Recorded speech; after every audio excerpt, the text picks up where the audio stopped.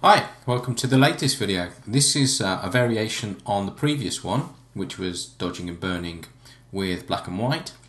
Now we're going to dodge and burn, but use some colour and paint onto the same grey layer that we created previously.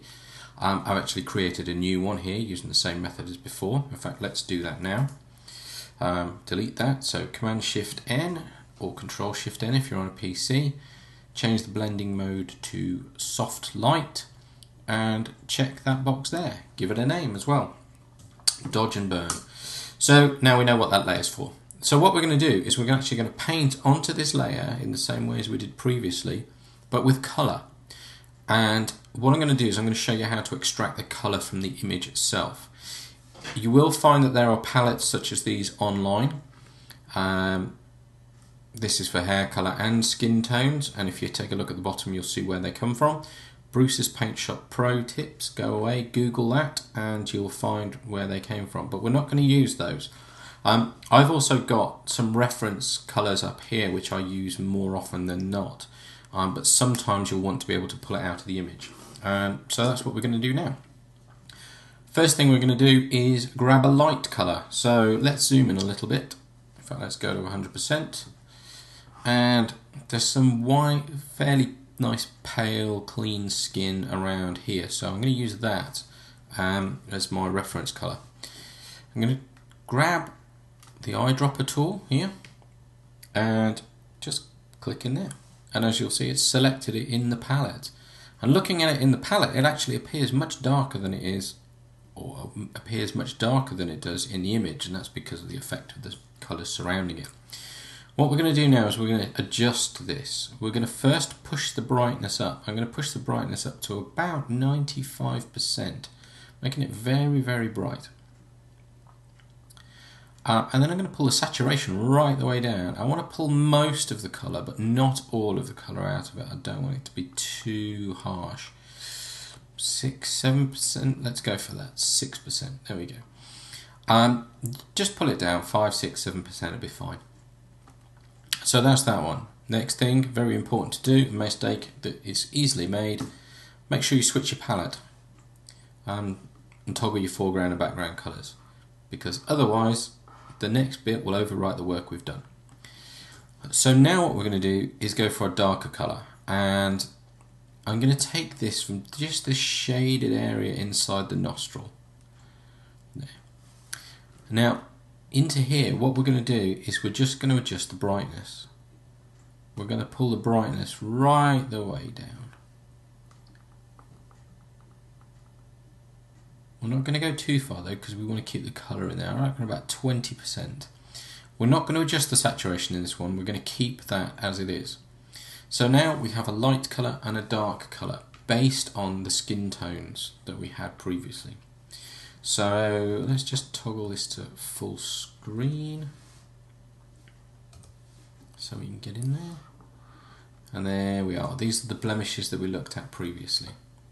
So, same routine as we had before. What we're going to do is paint onto the dark areas with the light colour, and the lighter areas with the dark colour, until we match them in with the surrounding areas. So let's start with selecting our brush, hitting B, select the pale colour and just brush it in gently. And if you take a look up here, you'll see we're still at opacity 100% and flow of 5%. So set up exactly the same as we were for painting with black and white, but now we're just brushing some colour in. And you can see it has a similar effect, if not the same effect. But there is an advantage to this, and that is that we're not introducing the colour shifts that we did with the previous method. Previously, where we were bringing painting on the skin with the black and white, you would have found that, particularly in areas like this, it would go very, very pink very quickly. Whereas here we're laying a new colour from the skin tone on top of it. So we're getting much, much closer to the skin as we brush along, and it's much easier to blend it in.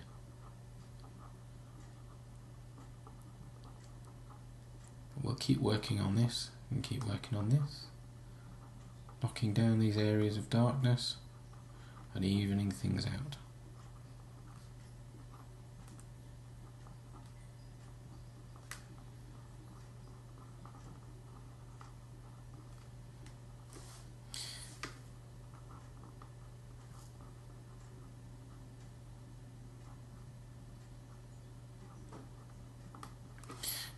Now, one of the areas that we had challenges with the other method, with the previous method, was this here, because we've got an area of skin that's got quite a bit of colour shift in it already. But with this method, as you can see, brushing on and taking down those colours, we're actually laying another colour over the top, which is helping to neutralise and correct that as we go. Things are much easier for us there. Let's just toggle that out.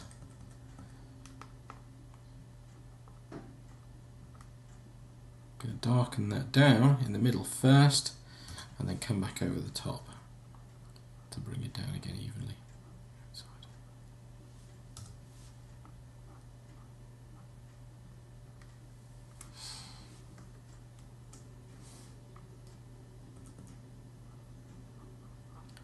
And we can keep working along and working away over this image as much as we want until we get it looking just the way we'd like.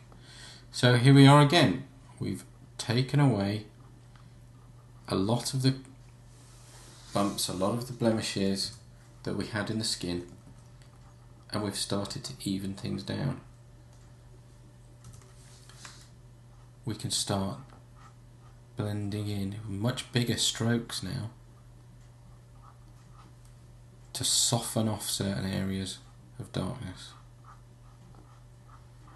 And as I said in the previous videos, normally would take quite a bit of time over this, and we'd make sure that we blend it in steadily and easily. But for the purposes of a quick video demonstration, this is the method that you have at hand. Toggle the layer off, toggle the layer back on again, and as you'll see, very quickly it's knocking down that area and knocking these down. We've still got a little bit of colour correction that we may have to do, we may need to come back and revisit, but again, it's taking the edge off. It's reducing the problems that we have in the skin, it's taking away these marks and blemishes, and we work away steadily until we get to our finish point. So that's it for this video. I would keep working on this for quite a while normally, but that's it for now. I hope you understand that. If anybody's got any questions, as ever, drop me a line.